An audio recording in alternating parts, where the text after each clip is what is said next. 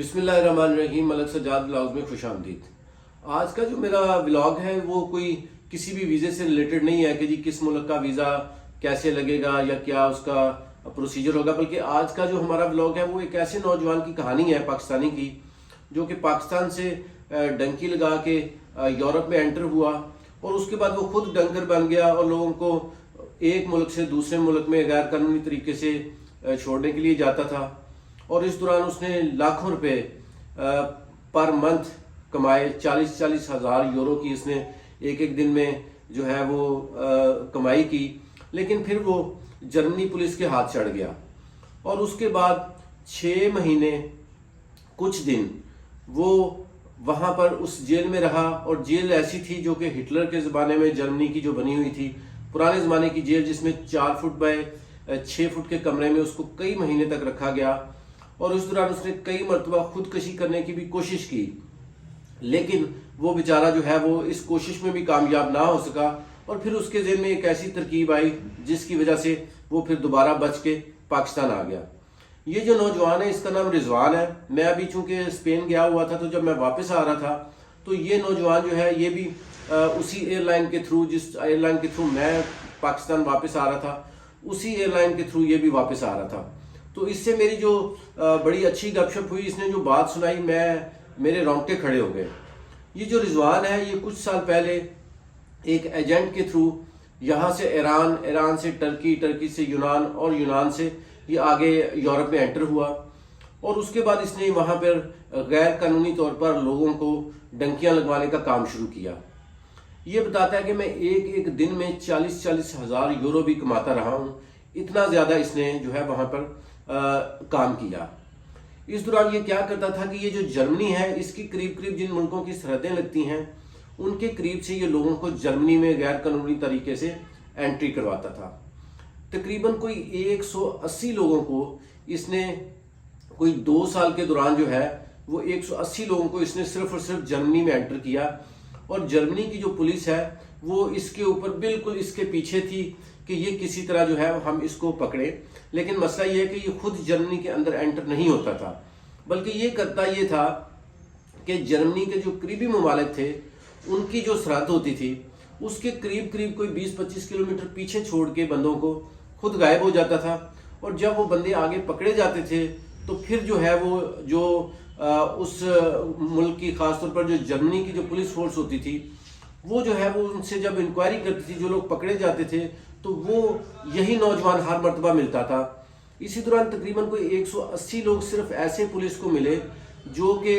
वादा माफ गवाह बनने को तैयार हो गए, जिन्होंने बताया कि ये जो नौजवान है जिसका हम फर्जी नाम रिजवान रख रहे हैं, यही वो जो नौजवान है जो हमें सरहद तक लेके आता था और सरहद के करीब छोड़ के चला जाता था। सैटेलाइट्स के जरिए सारी जो है वो पिक्चर्स भी उनके पास मौजूद थी, इसके आने जाने का सारा रिकॉर्ड भी मौजूद था। लेकिन ये माशाल्लाह बड़ा ज़हीन था और ये किसी भी तरीके से पकड़ा नहीं गया। इसी दौरान इस नौजवान ने इटली में साइलम क्लेम किया और इटली के अपने डॉक्यूमेंट्स भी बनवा लिए। उसके बाद ये इटली से स्पेन चला गया और स्पेन से ये कुछ लोगों को गैर कानूनी तरीके से जो आए हुए थे वहाँ पे उनको लेके ये पुर्तगाल जा रहा था।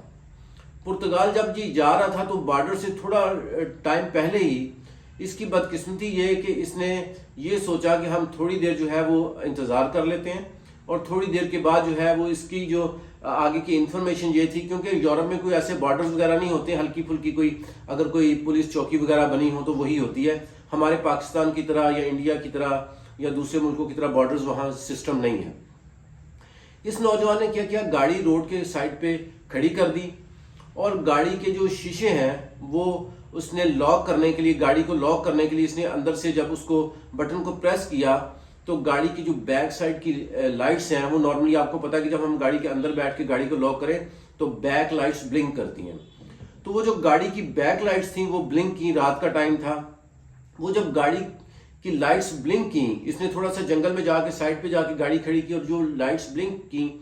तो उससे ये हुआ कि वो जो लाइट्स जब जली तो वो थोड़ी सी कहीं जो बॉर्डर के करीब स्कैनर्स आजकल उन्होंने लगाए होते हैं तो वो स्कैनर्स में स्कैन हो गई कि वहां पर गाड़ी खड़ी है।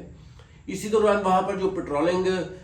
جو فورس جو گشت وغیرہ کر رہی ہوتی ہے ان کو یہ پتہ چلا تو وہ جا کے اس سے ملے.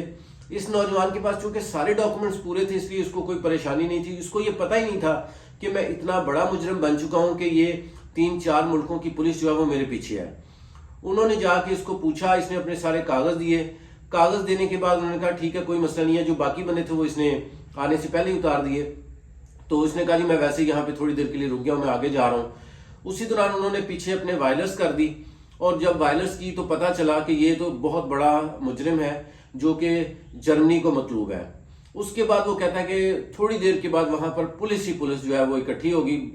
بہت ساری گاڑیاں آ گئیں اور مجھے سمجھ نہیں لگی میرے ساتھ کیا ہو رہا ہے. اور اس کے بعد وہ مجھے پولیس اسٹیشن, اور پولیس اسٹیشن سے پھر انہوں نے وہاں جا کے مجھے بتایا کہ جناب آپ تو جرمنی کو مطلوب ہیں, اور میری ساری تصویریں انہوں نے دکھائیں اور ان لوگوں کی تصویریں دکھائیں جن لوگوں کو میں ڈنکیاں لگواتا رہا تھا. اس کے بعد جرمنی کی پولیس اسپین آئی اور اسپین سے اس شخص کو لے گئی. اچھا, اس شخص کو جب لے گئی تو اس بندے کے خلاف تقریباً کوئی 180 85 86 گواہ تھے اس کے, جو پہچانتے تھے اس بندے کو کہ یہی وہ بندہ ہے جو کہ جرمنی کے ساتھ ساتھ جو سرحدیں مختلف ملکوں کی لگتی ان سے جرمنی میں مختلف ایریاز سے بندوں کو انٹر کرتا تھا. اس نوجوان کا کیس چلنا شروع ہوا, اور کیس چلنے کے دوران اس کو ہٹلر کی جو سب سے پرانی بنی ہوئی جیل ہے اس میں اس کو قید کر دیا گیا. جب اس کو قید کیا گیا تو یہ مجھے بتا رہا تھا کہ اس کو جب قید کیا گیا تو اس میکسیمم جو کمرہ تھا وہ 3.5 سے 4 فٹ چوڑا تھا اور 6 فٹ لمبا تھا, اور اس میں کوئی کھڑکی کوئی روشن دان نہیں تھی, اور پیچھے گتا لگا کے 1 فٹ پیچھے کی جگہ میں صرف واش روم انہوں نے بنا کے دیا ہوا تھا, اور دن میں 1 ٹائم کھانا کھانے کو دیتے تھے. یہ کہتا ہے کہ میری اتنی بری حالت ہوگی کہ میں نے کئی مرتبہ یہ کوشش کی کہ کسی طریقے سے میں خودکشی کر لوں, میں مر جاؤں. اسی دوران اس نوجوان نے یہ کیا کہ ایک مرتبہ یہ کیا کہ مہینے میں 1 مرتبہ شیو کرنے کے لیے ان کو ریزر بھی دیتے تھے. تو اس نے یہ کیا کہ ایک دفعہ شیو کا جو ریزر تھا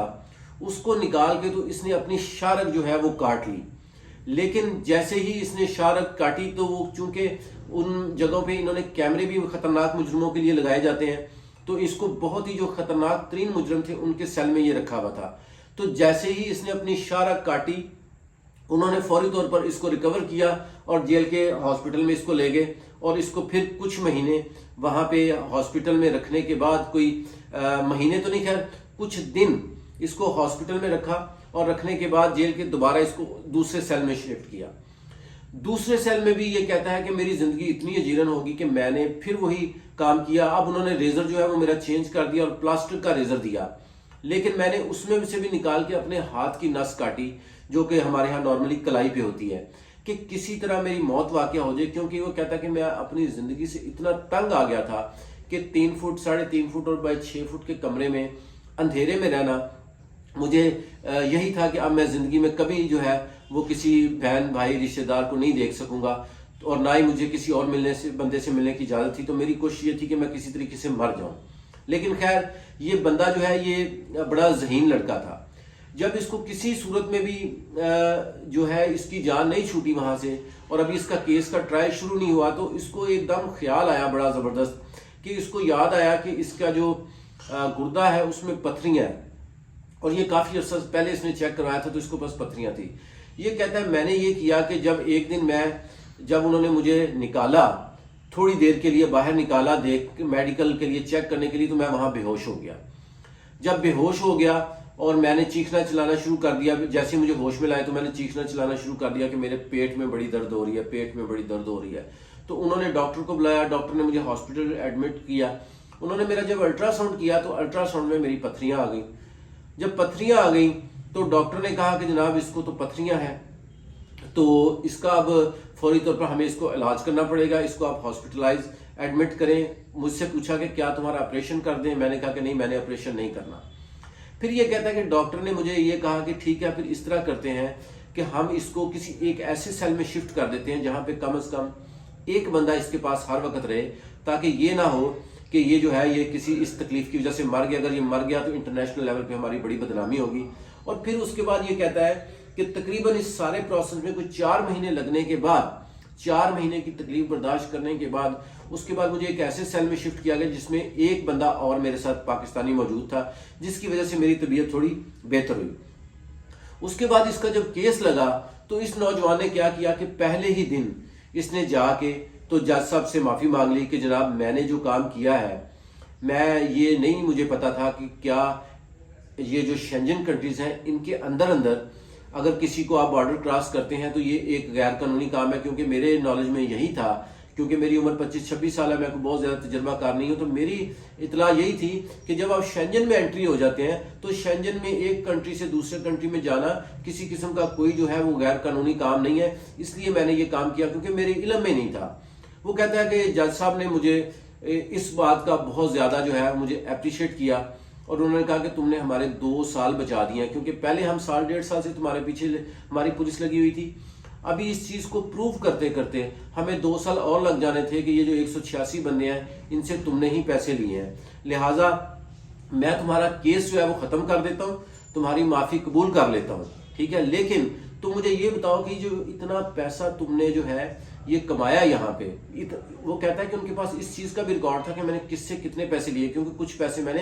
بینک کے ذریعے لیے ہوئے تھے اور پاکستان بھی ٹرانسفر کیے ہوئے تھے، تو انہوں نے کہا کہ اس چیز کا تم مجھے ثبوت دو کہ تمہارے پاس جو پیسہ تھا وہ کہاں ہے، کہ کیونکہ تم نے ملین آف جو یورو ہے وہ کمایا ہے یہاں پہ 2 سال میں، ایک دن میں تم 30 ہزار 40 ہزار یورو کماتے رہے ہو۔ وہ کہتا ہے کہ اس بات کے اوپر میں نے لائر کیا، لائر کو میں نے 30 ہزار یورو فیس دی، اور 2 مہینے لائر نے 2.5 مہینے لگا کے یہ پروو کیا کہ میرے پاس پاکستان جو میں نے پیسے بھیج دیے تھے جو بھیج دیے، میرے پاس یہاں یورپ میں کسی قسم کا کوئی پیسہ نہیں ہے۔ یہ جو ٹوٹل 210 دن یہ بندہ جیل میں رہا ہے، اس کے بعد اس کی رہائی ہوئی، اور رہائی کے بعد جرمنی نے اس کو اجازت دی کہ ٹھیک ہے اب تم اپنے ملک جا سکتے ہو، اور پھر یہ جرمنی سے ہوتا ہوا تو یہ پاکستان واپس آیا، اور میری اس سے پلین میں ملاقات ہوئی۔ یہ ساری سٹوری میں نے اس لیے بتائی ہے کہ جیل میں جو اس نے 210 دن گزارے ہیں، اور جو اس نے خودکشی کرنے کی کوشش کی ہے، یا جس طرح ڈارک روم میں 3 فٹ بائی 6 فٹ کے روم میں اس کو رکھا گیا ہے، یہ نوجوان مجھے بتاتا ہے کہ یہ پاکستانی بچوں کو جو ڈنکی لگاتے ہیں ان کو بتائیں کہ خدا کے لیے ڈنکی نہ لگائیں، کیونکہ ڈنکی کے نتیجے میں جب آپ پکڑے جاتے ہیں تو خاص طور پر جو جرمنی کا جو کنٹریز ہے اس کی جو جیلیں ہیں وہ اتنی سخت ہیں، یا رشیا کی جو چھوٹی چھوٹی سٹیٹس ہیں ان کی، کہ ہمارے جو نوجوان پکڑے جاتے ہیں وہ بیچارے نہ آگے کے رہتے ہیں نہ پیچھے کے رہتے ہیں، اور ایجنٹوں کی باتوں میں آ کے وہ اپنا فیوچر اور اپنی زندگی اور گھر بار سب کچھ تباہ کر بیٹھے ہیں۔ تو ان کی طرف سے بھی یہ ریکویسٹ تھی کہ جو بچے ڈنکی لگاتے ہیں ان کو بتائیں کہ خدا کے لیے اپنے ہی ملک میں اگر رہنا پڑے تو رہ لیں، لیکن ڈنکی نہ لگائیں، اگر یورپ آنا ہے تو لیگل طریقے سے آئیں، اور یہی دنیا کا بیسٹ طریقہ کار ہے۔ تو میرا جو آج کا ولاگ ہے یہ نوجوانوں کے نام ہے جو ڈنکی لگانے کی آج بھی کوشش میں رہتے ہیں کہ جی ہم کل ڈنکی لگا لیں، پرسوں ڈنکی لگا لیں۔ خدا کے لیے ڈنکی نہ لگائیں، ڈنکی جو ہے وہ موت کا دوسرا نام ہے۔ اگر اللہ تعالیٰ نے آپ کو اتنی پیاری زندگی دی ہے، اس زندگی سے پیار کریں، پیسہ سب کچھ نہیں ہے، اگر کم پیسے سے آپ پاکستان میں بھی خوش ہیں تو اس سے بڑی کوئی نعمت آپ کے لیے نہیں ہے۔ بہت شکریہ، دعا میں یاد رکھیں، اللہ حافظ۔